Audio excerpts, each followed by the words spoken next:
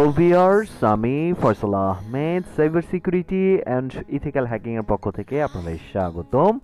তো আশা করি আপনারা সবাই ভালো আছেন। আজকে আমি আপনাদের জন্য আরও একটি রিকোয়েস্টেড ভিডিও নিয়ে আসছি, আর সেটি হচ্ছে রুটেড ফোনে কিভাবে আপনি বিকাশ অ্যাপস, তারপরে হচ্ছে নেক্সাস পে অ্যাপসগুলো ইউজ করবেন। আমরা অনেকেই কিন্তু ফোনগুলো রুট করে থাকি, তো রুটেড ফোনে দেখা যায় বিকাশ অ্যাপ বা ব্যাংকিং অ্যাপসগুলো চলে না।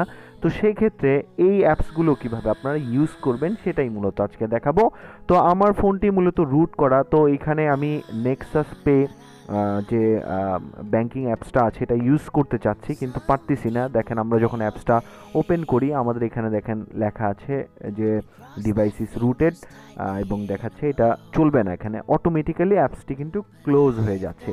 তো এই অ্যাপসটিতে আমরা কিভাবে এখন ইউজ করব? তো এটি ইউজ করার জন্য অবশ্যই আপনি যদি ম্যাজিক্স ম্যানেজার দিয়ে রুট করে থাকেন তাহলে কিন্তু আপনার এই প্রসেসটা কাজ করবে, আদারওয়াইজ কিন্তু কাজ করবে না। তো আপনি আপনার ম্যাজিক্স যে ম্যানেজার অ্যাপস আছে এখানে চলে যাবেন। তো এখানে গিয়ে সেটিংস অপশনে ক্লিক করবেন, এখানে যাবেন, এখানে গিয়ে আপনার এই যে অপশনটা আছে এই অপশনটা অন করা থাকবেন, আপনারা এই অপশনটাকে অন করে দিবেন। অন করে দিয়ে এই যে কনফিগার ডিনাই লিস্ট এখানে ক্লিক করবেন। এখানে ক্লিক করার পরে আপনার এই ফোনের মধ্যে যতগুলো অ্যাপস আছে সবগুলো লিস্ট এখান থেকে চলে আসবে। তো এখান থেকে আপনি যেই অ্যাপসটাকে আপনি ইউজ করতে চাচ্ছেন ওই অ্যাপসটাকে আপনি এখানে সার্চ করবেন। এই যে দেখতে পারতেছেন নেক্সাস পে যে অ্যাপসটা আমরা এখানেই করলাম। তো এখানে ক্লিক করার পরে এই যে এরকম একটা অপশন পাবেন, আর এখানে যতগুলো ঘর আছে এগুলো টিক দিয়ে দিবেন। দেওয়ার পরে এখন যদি আমরা মিনিমাইজ করে দিই বা এটা কেটে দিই আমাদের কিন্তু কাজ হয়ে গেছে। তো এখন আমরা কিন্তু এই যে নেক্সাস পেটা যদি আমরা এখন ওপেন করি, তো আমাদের যে নেক্সাস পে অ্যাপস এটা কিন্তু এখন চলবে।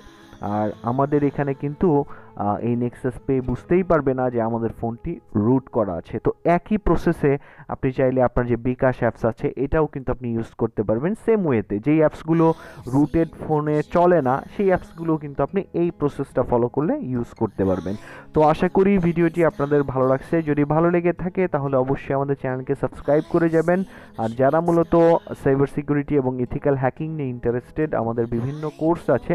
আমাদের যে ওয়েবসাইটটি আছে hackshopbiri.com, সেখানে আপনারা গিয়ে আমাদের বিভিন্ন কোর্স এবং গ্যাজেট সম্পর্কে দেখে আসতে পারেন। তো আজকে পর্যন্তই, ধন্যবাদ সবাইকে।